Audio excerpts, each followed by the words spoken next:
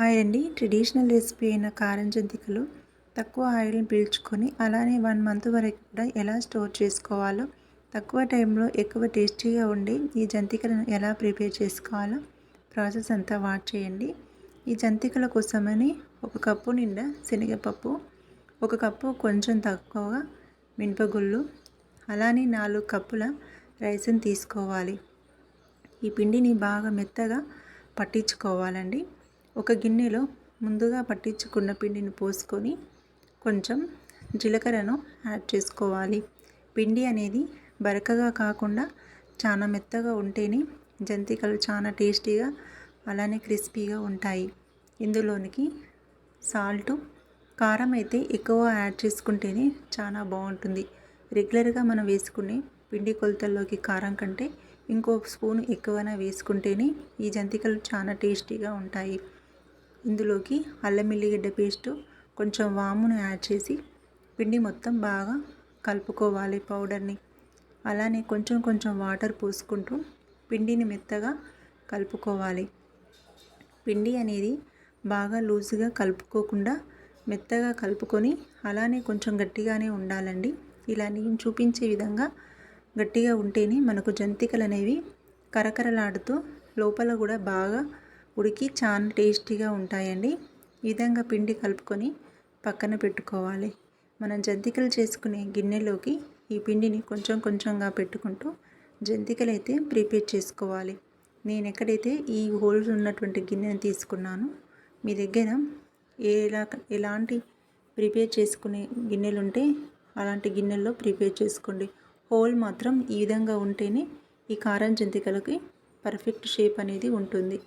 ఈ గిన్నెలోకి కొంచెం కొంచెం ఆయిల్ అంతా రుద్దుకుంటూ ముందుగా కలిపెట్టుకున్న పిండిని అయితే ఇందులోకి స్టఫ్ చేసుకోవాలి. మొత్తం ఇందులో పెట్టుకోవాలి. మీ దగ్గర ఎలాంటి జంతికలు చేసుకునే గిన్నె ఉంటే ఆ గిన్నెలో కూడా ఈ విధంగా ఆయిల్ సైడ్లోకి మొత్తం రుద్దుకుంటూ ముందుగా కలుపుకొని పెట్టుకున్నటువంటి పిండిని ఇందులోకి పెట్టుకోవాలి.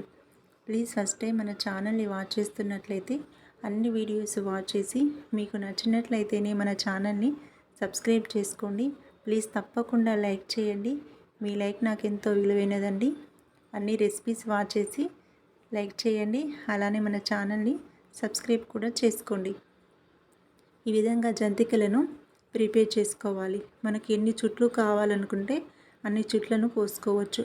2, 3 అయితేనే చాలా చక్కగా మనకు ఫ్రై చేసినప్పుడు ఉడుకుతాయండి. ఇక్కడ 1 బై 1 ప్రిపేర్ చేసుకుంటే ఇలా గరిటెతో నిదానంగా ఒకటి ప్రిపేర్ చేసుకుంటూ మనం డైరెక్ట్గా ఆయిల్లో వేసుకోవచ్చు. లేదనుకుంటే అన్నింటినీ కూడా ఒకేసారి ప్రిపేర్ చేసుకొని ఆయిల్లో మనం ఫ్రై చేసుకోవచ్చు. నేను ఇలా 1 బై 1 చూపిస్తున్నాను. అలానే అన్నింటిని కూడా ఒకేసారి ప్రిపేర్ చేసుకొని ఏ విధంగా ఆయిల్లో వేసుకోవాలో చూపిస్తున్నాను. మీ ఇష్టాన్ని బట్టి ఏది మీకు కన్వీనియంట్గా ఉంటే ఆ విధంగా ప్రిపేర్ చేసుకోండి. ఇలా జంతికలన్నీ మనం ఒకేసారి ప్రిపేర్ చేసుకొని తర్వాత ఆయిల్ని వేడి చేసుకొని ఆయిల్లో కూడా ఫ్రై చేసుకోవచ్చు. మన కన్వీనియంట్ని బట్టి ఇలా జంతికలను ప్రిపేర్ చేసుకోవాలి. నేనైతే ఇక్కడ అన్నీ కూడా ఒకటేసారి ప్రిపేర్ చేసి ఆయిల్లో డీప్ ఫ్రై చేయడం జరిగింది. మీ కన్వీనియంట్ బట్టి చేసుకోండి. ఇలా ప్రిపేర్ చేసుకున్న జంతికలను ఆయిల్ బాగా హీట్ చేసుకొని ముందుగా ప్రిపేర్ చేసుకున్న జంతికలన్నింటినీ ఆయిల్లో వేసుకొని ఫ్రై చేసుకోవాలి. ఆయిల్ అనేది బాగా హీట్గా ఉంటేనే చాలా బాగా కలర్ఫుల్గా వస్తాయండి జంతికలు. లోపల కూడా బాగా ఫ్రై అవుతాయి. ఇలా వేసిన తర్వాత ఒక 1 మినిట్ తర్వాత జంతికలని అటు ఇటు తిప్పుకుంటూ ఫ్రై చేసుకోండి. చూస్తున్నారు కదా, కలర్ అనేది కొంచెం కొంచెంగా చేంజ్ అవుతూ ఉంటుంది. 2 సైడ్స్లో కూడా ఆయిల్లో బాగా ఫ్రై చేసుకొని ఈ జంతికలను టేస్ట్ చేయండి. ఎంతో టేస్టీగా ఉంటాయండి ఈ కారం జంతికలు. కారం అయితే రెగ్యులర్గా ప్రిపేర్ చేసుకున్న జంతికల్లో కంటే 1 స్పూన్ ఎక్కువ వేసుకుంటేనే ఆ టేస్ట్ అనేది మనకు తెలుస్తుంది.